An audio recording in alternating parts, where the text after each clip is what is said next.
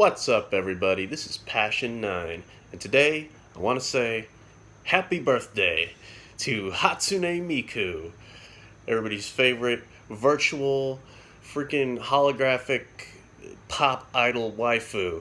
13 years it's been now. She's been hitting the stage, you know, live concerts all over the world, people pulling out their glow sticks and cheering her on. And I have to admit, I'm a fan. I love Hatsune Miku. I remember, I don't exactly remember when I discovered the character or when it was so long ago, and I guess 13 years ago, I guess. Uh, Through osmosis, I kind of discovered the character through the internet and through YouTube videos and stuff, because people were just taking that Vocaloid technology and doing all sorts of creative stuff with it. Um, and today, in lieu of her birthday, I want to talk about my favorite, actually the only rhythm game franchise that I've ever gotten into, quite frankly. The Project Diva series put out by Sega, which I started with Project Diva 2. I think it was Diva X 2 or something like that. There are several games in this franchise. I started with the second one way back on the PlayStation 3, like a good 5 or 6 years ago, and fell in love with those games because the music is catchy. I like J-pop in general. Obviously, being a weeb, being an anime otaku, it just comes with the territory. You like J-pop, and Vocaloid J-pop has its own unique sound. It's practically a subgenre at this point. And getting that with this really fun rhythm gameplay that doesn't require any peripherals, like a lot of older rhythm games would. Because that's always been a thing for me that I think kept me from rhythm games in the past. Is that, with DDR, you had to get the mat, or Guitar Hero, you had to have that plastic guitar thingy, and it's like, you had to pay extra for those peripherals. And I think growing up, that always kind of steered me away from that genre. I was just kind of like, yeah, no, I'll stick to, action adventure, shoot 'em, slash 'em, punch 'em ups. And when I discovered Project Diva, it was like the perfect little storm, It had waifus, it had the otaku vibe, it had gameplay that didn't require anything other than my controller.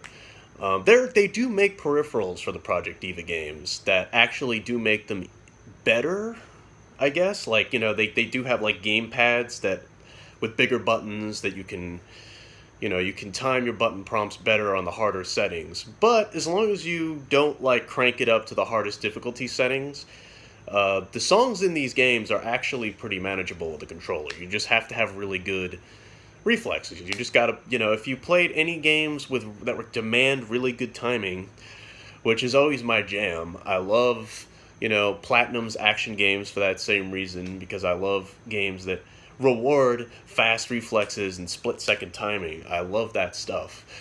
There are a lot of bullet hell shooters that do the same, and I feel the Project Diva series is that for me. It delivers that same catharsis where you have all these button prompts just, falling all over the screen to this catchy J-pop music with these digitized voices, and it's a mood. Like, it's definitely its own thing. It's a different type of gaming experience.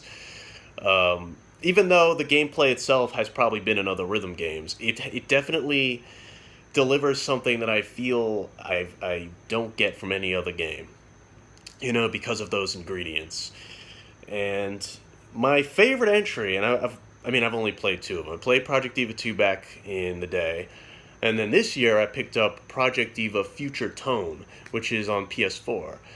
And I think they also released a new Diva game on the Switch as well. I think it's Mega Mix or something like that.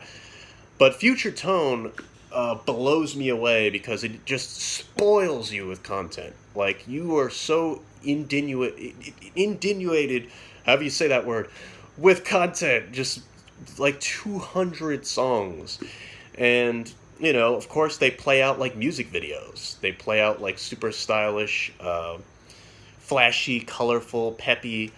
Sometimes maybe they're like edgier or rock like, or there's a lot of variety and diversity to the songs. You've got Miku and her idol friends in there that kind of have their own sounds and their own styles.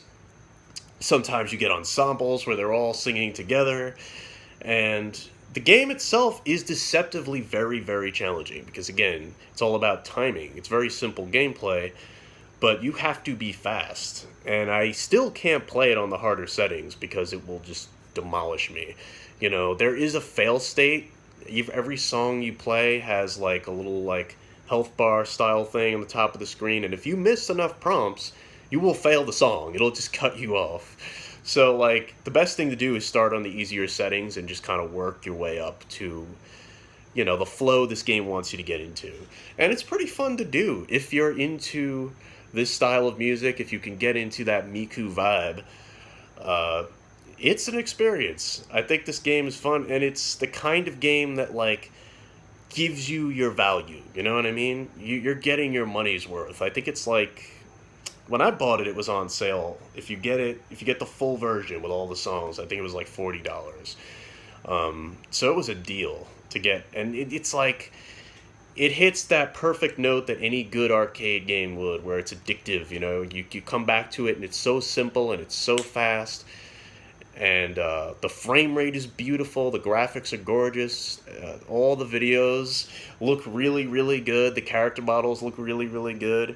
Very high production values. So, like, if you like the Wii visuals, it's basically like we're talking Pixar level, like like anime aesthetics going on in this game. And some of the videos are super creative and colorful and trippy. So yeah, that I recommend the Project Diva series by Sega. I think they're really fun. If whichever version you pick up, you'll probably have a good time. I think it's on all consoles now, but Future Tone is the one I recommend the most personally because it's the most robust and it's the biggest. You just get a shit ton of content, customizable outfits, you name it. Like, there's a lot of really good content in this game. So yeah, happy birthday, Miku. I'm a fan. If you're not a fan, well, maybe you can become one after hearing this. Unless you're not a weeb, in which case, why the heck do you watch me in the first place? But for all of you who, we're listening, live for the passion. See you next time.